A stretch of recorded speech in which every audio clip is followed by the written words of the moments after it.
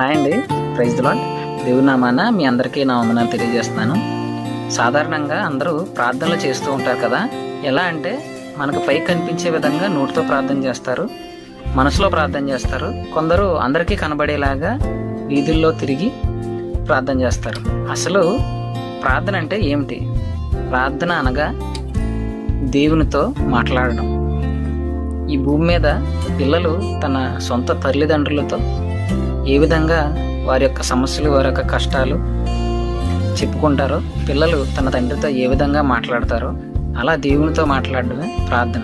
రెండవదిగా, అసలు మనం ప్రార్థన చేస్తే ఆయన వింటారా? బైబిల్లో మనం చూసుకున్నట్లయితే కీర్తన గ్రంథం 145 అధ్యాయం 18-19 వచనాలు ఒకసారి చూసినట్లయితే, తనకు మొర్రపెట్టు వారందరికీ, తనకు నిజంగా మొర్రపెట్టు వారందరికీ యెహోవా సమీపంగా ఉన్నాడు. తన యందు భయభక్తులు గలవారి కోరికను ఆయన నెరవేర్చును. వారి మొర ఆలకించి వారిని రక్షించును. చదవబడిన వాక్యంలోనండి వారి మొరను ఆలకించి వారిని రక్షించును అని క్లియర్గా మెన్షన్ చేయబడి ఉందండి.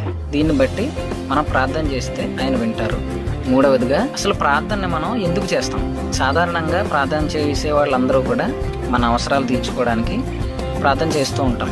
రెండవదిగా, మన ఆత్మీయ జీవితాన్ని కట్టుకోవడానికి ఒక్కొక్క మెట్టు కట్టుకొని ఇల్లు ఏ విధంగా అయితే కడతామో మన ఆత్మీయ జీవితాన్ని అలాగున కట్టుకోవడానికి ప్రార్థన చేస్తాం.